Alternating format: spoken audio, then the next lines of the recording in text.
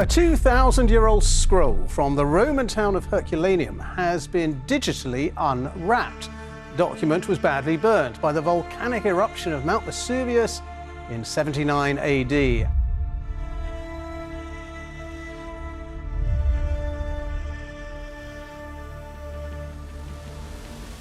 1,800 scrolls, flash-seared by 600-degree volcanic heat. This is the only intact library from the ancient world, found in Herculaneum. These are not books. They are fossils of knowledge. AI is helping scientists digitally unwrap this ancient, burnt Roman scroll. For centuries, they were considered garbage. But here's the catch. Powerful X-ray scans are now reading these charred lumps without opening them. And the words emerging are solving a massive piece of lost Roman history. It's a discovery so big, experts are calling it otherworldly, revealing secrets of Rome's fall no one was ever meant to see. A voice from the ashes. When the first ancient Greek letters flickered onto the monitor, the researchers just froze. For centuries, the Herculaneum scrolls were considered a total loss. They were just blackened, fragile cylinders of ash that would crumble to dust if anyone even tried to touch them. An entire library of ancient knowledge, lost forever, or so everyone thought. There was a breakthrough once with a different kind of scroll. That one was written with an ink that had some metal in it. It was also written on animal skin, not papyrus. So the layers were a little bit clearer, and the ink showed up much more easily on a scan. But the Herculaneum scrolls, they were a whole different problem. But now, thanks to technology more powerful than anything available even 5 years ago, the impossible was happening. Words were emerging from pure, solid darkness. Experts who saw it called the discovery otherworldly. And that's not putting it lightly. Hidden inside a scroll, burned nearly 2,000 years ago, X-ray scans revealed text that no human eyes had seen since the Roman Empire fell. And what those words say is forcing historians to question everything they thought they knew. Everything about Rome's final days and the people who watched it all burn. Inside a sealed lab at Oxford's Diamond Light source, a charred black cylinder, no bigger than a wine bottle, sat in the center of a machine built to pierce atoms. This machine is a synchrotron, which is basically a giant particle accelerator. It creates a light beam 10 billion times brighter than the sun. Around it, researchers barely spoke. For centuries, that cylinder, a papyrus scroll dug up from Herculaneum's buried Villa of the Papyri, was considered a fossil of words. It was way too fragile to open and way too carbonized to read. Any attempt would just destroy it. But this time, instead of human hands, it would be photons doing the work. The team called it P-Herc 172, a boring code that said nothing of its incredible history. This little scroll had survived the eruption of Mount Vesuvius in 79 AD. It was entombed in ash at 600 degrees Fahrenheit, its contents sealed inside charcoal. Every single attempt to physically unroll scrolls like this in the past had ended in total destruction. When the first scan came through, nothing. The monitors just showed static gray bands. It was just layers of papyrus, flattened by time and pressure. Then, as the team adjusted the beam's phase, faint shadows began to take shape. Letters, ancient Greek letters, symbols of disgust, fear, and life, hidden in the blackness for nearly 2,000 years. A top expert, Dr. Michael Macassar of University College London, said it was the first scroll where the ink could just be seen on the scan. He was one of the few people alive who could even identify those markings. Now, here's what nobody understood until that exact moment. For 2,000 years, experts had been looking for the wrong thing. They were searching for contrast, dark ink on light papyrus. But the Herculaneum scrolls had no contrast. The fire had turned everything the same shade of black. The crazy part, the big breakthrough, wasn't finding the ink. It was realizing the ink sat higher than the papyrus. The ink itself was raised by tiny, microscopic fractions of an inch of texture that only these special phase contrast X-rays could even detect. Basically, they weren't reading color. They were reading texture. The ancient scribes, 2,000 years ago, had accidentally created a three-dimensional text, a message preserved in carbon that could only be decoded by technology that wouldn't exist for 2 millennia. And the lettering wasn't random. It matched a known pattern. It was the handwriting of Philodemus, an Epicurean philosopher from the 1st century BCE. But the team held their breath before confirming it. This was only the beginning, and making a claim too early could ruin everything. The words they could make out so far were weird, disgust, fear, pleasure. It felt almost personal, as if the writer had been cataloging emotions rather than just recording philosophy. It was philosophy, yes, but written in fire. And yet, buried deeper in the scroll's digital layers, the data hinted at something else, something not meant for the living to see. The next discovery proved this was not just a philosopher's complaint, it was a coded record. A global race for answers. The Oxford breakthrough didn't happen by itself. Thousands of miles away, a totally new kind of competition was unfolding.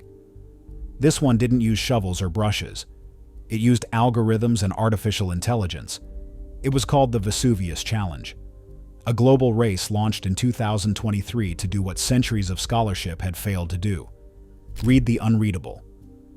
At the center of it all was Dr. Brent Seales, a computer scientist from the University of Kentucky.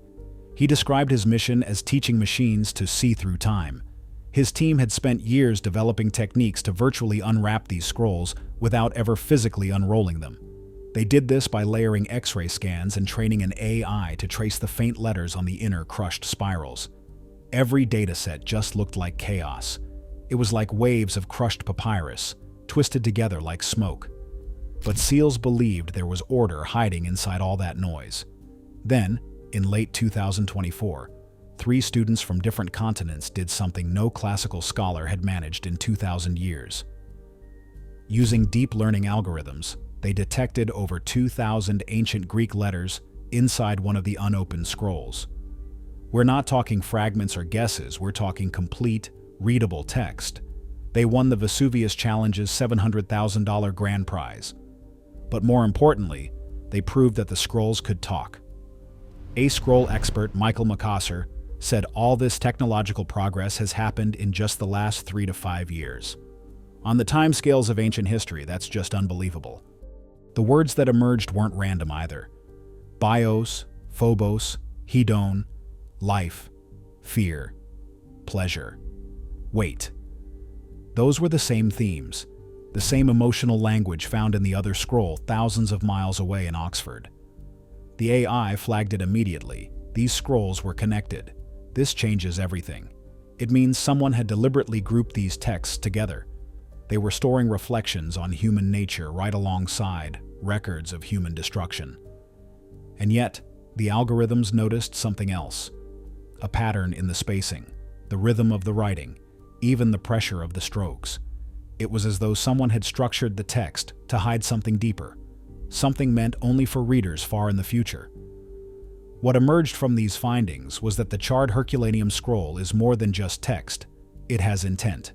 It has design. Someone wanted future generations to find this.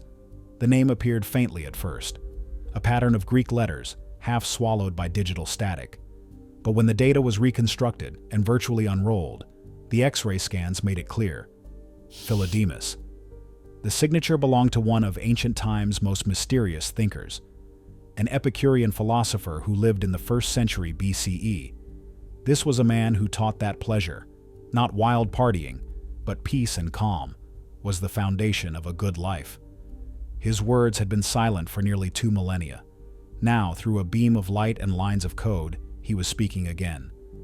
Dr. Macassar recalled the moment. Nobody knew what it was about. We didn't even know if it had writing on it.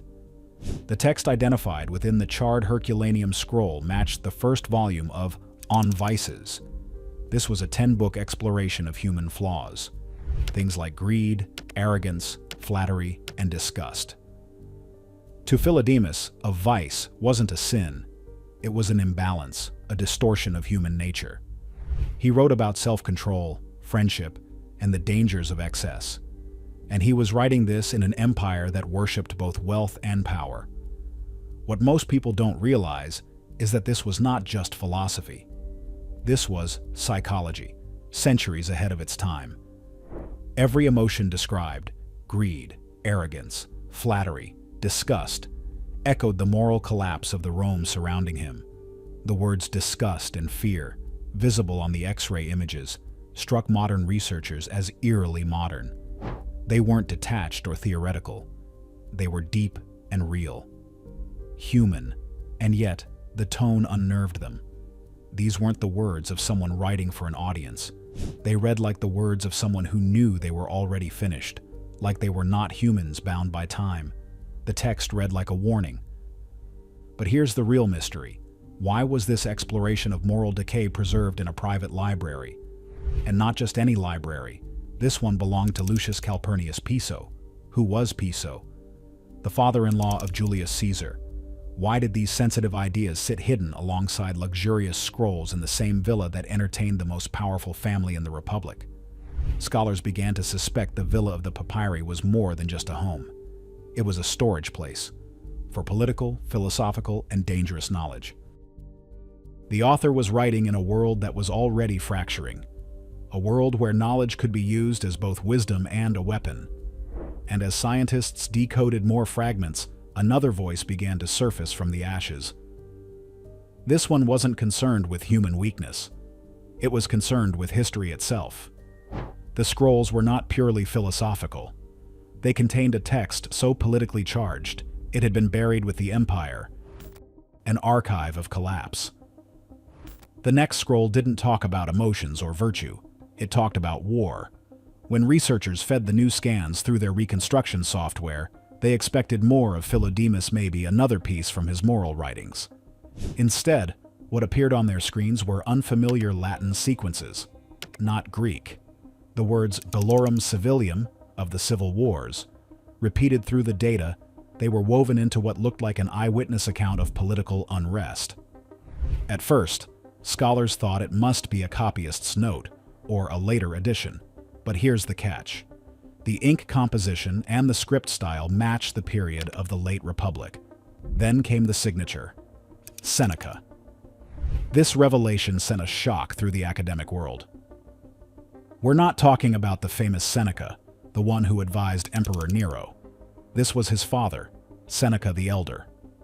For centuries, historians had believed that Seneca the Elder's most ambitious work was completely lost. It was called Historiae ab initio bellorum civilium. That means history from the beginning of the civil wars.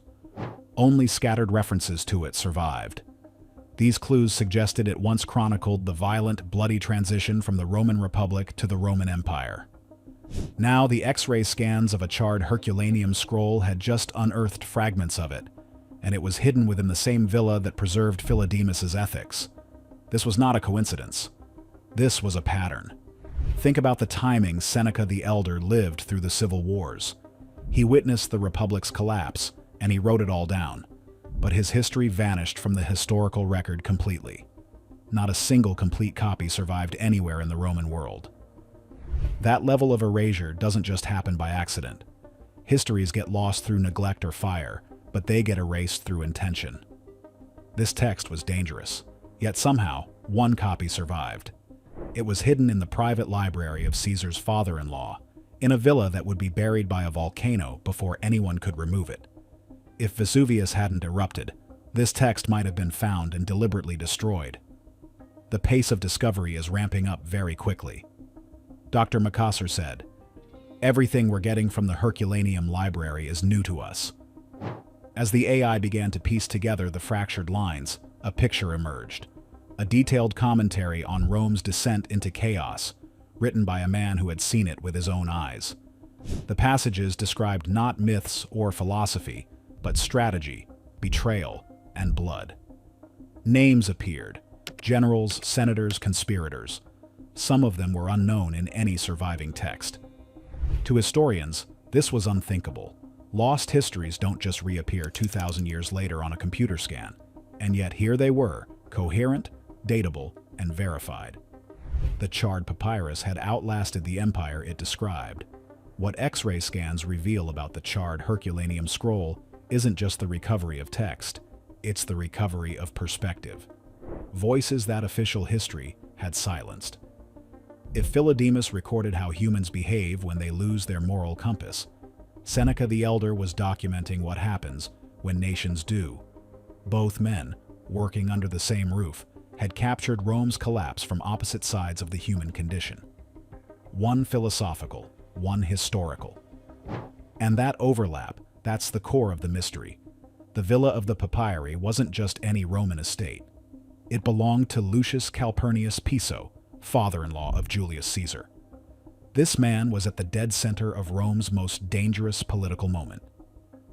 When archaeologists first discovered the villa in the 1700s, they found nearly 1,800 papyrus scrolls, the only library from ancient times to ever survive intact. But here's what made researchers pause. This was not a random collection. Philosophical texts like On Vices sat directly beside political histories like Seneca's lost chronicle Moral Analysis, next to military strategy. Personal ethics, right alongside accounts of civil war. It was deliberate. Someone had built an archive that showed both why Rome collapsed and how it happened.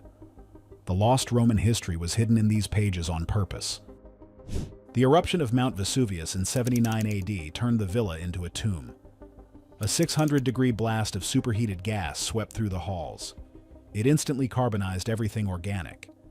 It was an act of total destruction and total preservation, all in the same moment.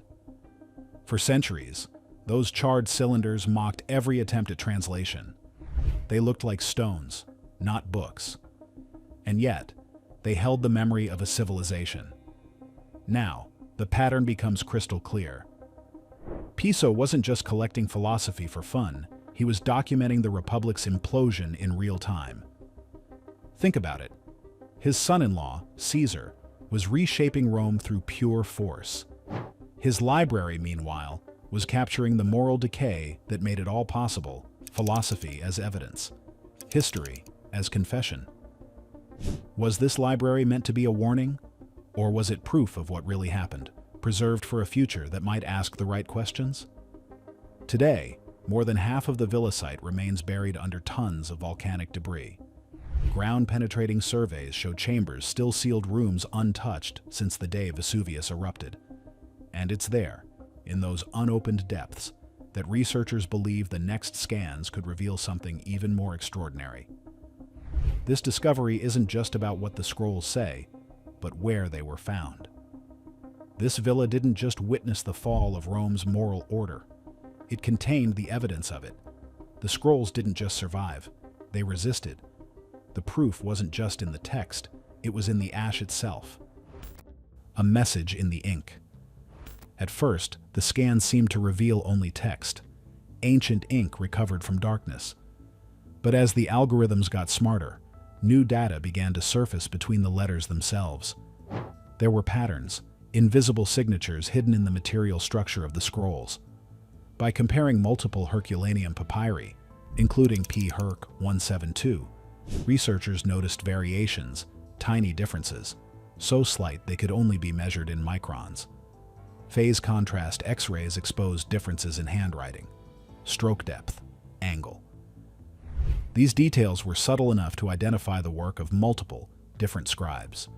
We were suddenly able to tell when one hand stopped and another began, said Dr. Vito Micella of Italy's National Research Council. These differences weren't for decoration. They were chronological. They were timestamps.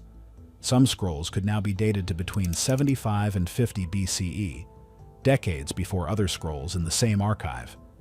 Then came the chemical anomalies.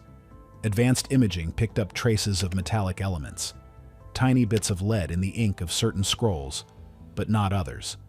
Yeah, about that. Lead was not a normal ingredient in Roman carbon ink. Its presence suggested one of two things.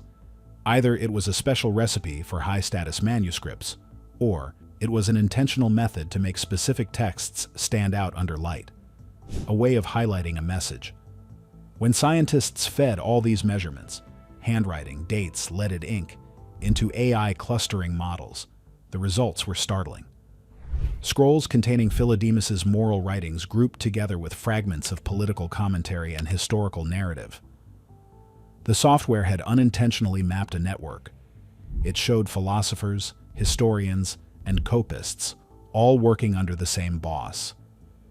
That boss was almost certainly Lucius Calpurnius Piso. The villa's owner, Piso, was known to fund scholars, poets, and statesmen. His estate was both a luxury retreat and a research center. The X-ray data confirmed what no historian could have proven before. The Villa of the Papyri operated as an organized archive, a place where the moral analysis of vice and the factual record of civil war were preserved together, a unified account of Rome's unraveling. The data proved that these scrolls don't just record events, they record the people who recorded them. These traces of hands and ink show deliberate preservation, a careful collecting, as though someone understood that the empire's story might one day need to be recovered from ash. The reconstructed text began as scattered phrases, then line by line, it took form. This wasn't just restoration, it was a resurrection. Across multiple scrolls, the repeated phrases emerged: Bellorum Civilium, of the civil wars, and Caesaris Concilia, Caesar's plans. The syntax, the vocabulary, the structure, it all aligned with known citations of Seneca the Elder's lost chronicle. This was the lost Roman history, a primary account of the Republic's implosion, written by a man who lived through it. The discovery reframed everything. The moral writings of Philodemus were no longer isolated philosophy. They were the context, an ethical lens for the events Seneca described. The recovered sections depict the atmosphere before Caesar's coup, fear in the Senate, moral compromise among generals, an empire slowly turning on itself. Unlike later imperial histories, these passages are unfiltered. They were written before hindsight, back when the future was still uncertain. They name figures omitted from the surviving records. They imply political motives that were erased by the winners of history. The X-ray scans didn't just recover text. They solved the puzzle of why this library existed. Piso's villa wasn't a place of leisure. It was an early, secret attempt to document the collapse of Rome from within, storing philosophy beside history to show both the cause and the consequence. Greed, flattery, and arrogance, the vices Philodemus warned against, became the motives driving the wars Seneca recorded. The moral decay of individuals mirrored the downfall of the Republic. Among the reconstructed words, certain Greek terms repeat with unsettling consistency: bios, life itself; phobos, fear; hedon, pleasure; lipe, sorrow; epithemia, desire. Each word is more than a fragment. It's a moral diagnosis. In Philodemus's philosophy, bios was the measure of a life lived rightly, disciplined, balanced, guided by reason. But in the recovered lines, bios is shadowed by phobos, the fear that corrodes judgment. Senators feared losing status more than they feared losing virtue. Generals feared irrelevance more than they feared defeat. Fear became the architect of ambition. Then comes hedon, pleasure. Once, this meant the pursuit of peace and simplicity, but here, it mutates into indulgence. Luxury masquerading as culture, appetite replacing honor. The text pairs hedon with lipe, pleasure with sorrow, suggesting that pleasure without measure always ends in emptiness.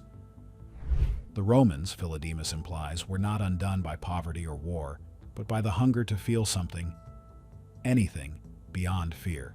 And beneath it all runs epithemia, desire the most dangerous of all. It drives men to conquer, to flatter, to betray.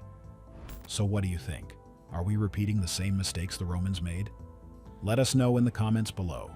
And don't forget to like and subscribe for more lost history. Thanks for watching.